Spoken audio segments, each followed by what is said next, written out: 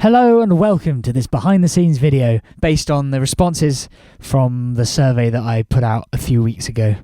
I had about 30 responses, which is pretty cool. By far the most popular request was the audio editing process and the arrangement process, followed closely by the recording process and the video editing process. So obviously the first stage of any of the videos is to arrange the piece. So here we're looking at me arranging Brown Eyed Girl by Van Morrison, which is coming out in October. So the first thing I do with any arrangement is to transcribe the bass line, pop it in the tuba part. I do this using Logic to kind of skip back and be able to see easily if it's done to if the original track is really quantized and done to a click. It's useful for finding my place and skipping bars and stuff. I also use the vary speed tool to slow it down if I need to slow something down to transcribe easier. So yeah, I transcribe the bass line, and then once I've done that, transcribe it exactly how it is pretty much. And then once that's done, I'll go back and sort of tuberify it, make it a bit more tuba friendly, simplify it a bit, change the range a bit. At this point, I also sort of decide whether I'm going to keep it in the original key or transpose it. So for Brown Eyed Girl, I'm going to transpose it to B flat major, just because it fits the range of the instruments better, and it's just an easier key because brass players don't like sharps.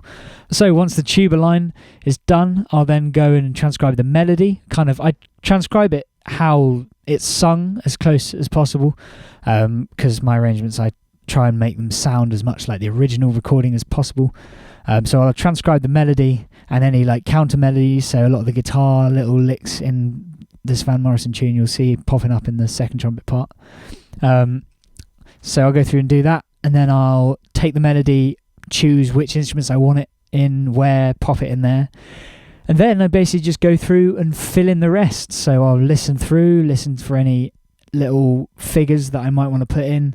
Otherwise, I'll just make it up just based on the chords, put in some of my own counter melodies. I don't do too much of that in this Van Morrison tune because there's quite a lot in the guitar already. But some of the other ones, like off the top of my head, How Deep Is Your Love by the Bee Gees, that has a lot of my own little creative additions. So I go through and do that, and then the arrangement's done. I do a bit of dynamics at the end as well, a bit of articulations, not too many articulations in this one, but I do that some from time to time. And then I'll make the score and the parts look pretty, engrave it all nice, make the parts look nice, and then export it as a PDF and onto the next stage. The next stage being the recording process. Yay, it's the fun bit, woohoo! The bit where I record all the parts in.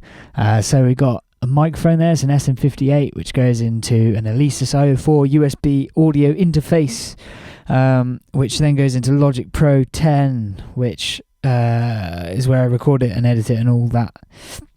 I have the sheet music on that second monitor there, and I sort of do my proofreading as I go. So I'll be playing through, and if I spot anything weird or like a wrong note or just engraving stuff that looks nasty, I'll go into Sibelius and change it. You can see me do it a couple of times in this one. And this is the project. So it's a template that contains all these. You can see I've got sort of multiple regions because I don't practice. If there was a question asking if I practiced the charts before, I don't practice them. I just sight read them through. With the idea that if I can play them once, I could practice them so that I could play it like that every time. So therefore it's possible. Obviously the trombone and the horn take the most takes because I can't really play the trombone, and the horn is just really hard to control and out of tune. So there we are, you can see the flugel part, the tuba part at the bottom, and the trombone, then the horn, the trumpets top. And I've got some claps in this tune as well, which I just recorded in and have processed. So the tuba has these are the channel strips, these are the effects that I'm using. So they've all got a gate on them just to get rid of like breathing noises and spit emptying noises and all that. A bit of pitch correction because I just kind of do it anyway. It doesn't really need it, apart from the horn and the trombone, which definitely do need it.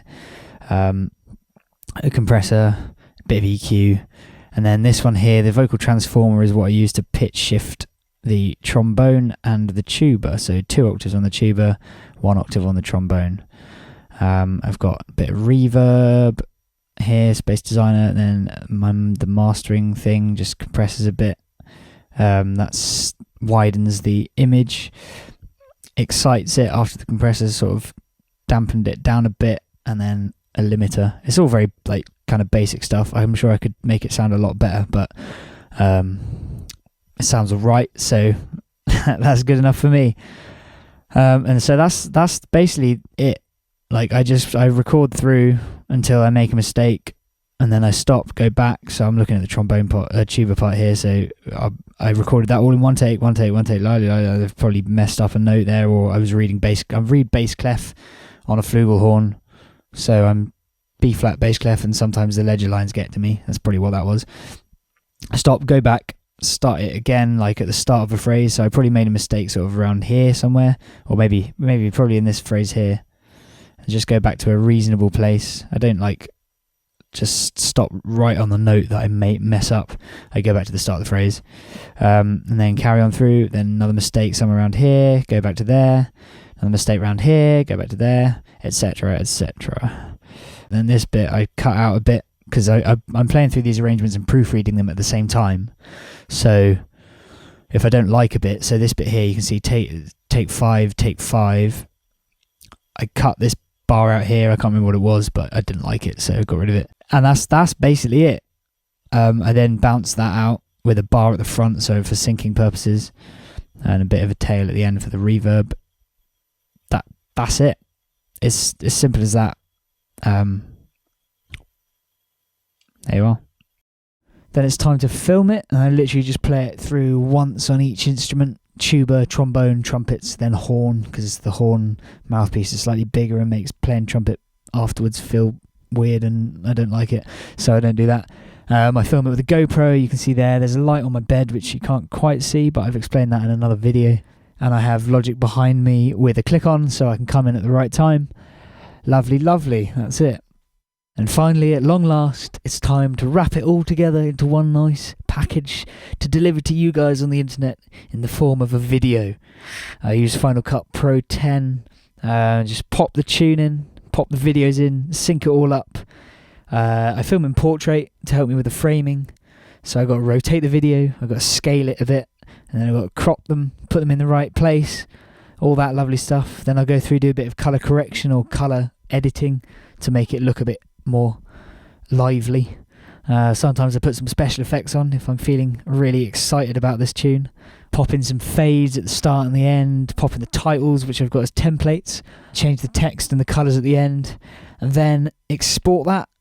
Check it through, watch it through once, just make sure there's nothing wrong in there, it's not out of sync, it's not clipping, it's not, bit of proofreading, just testing it, then upload it well in advance, so that schedule it so that it comes out on the right day, and then sit back and relax for a few weeks, and then panic and arrange another 4 tunes.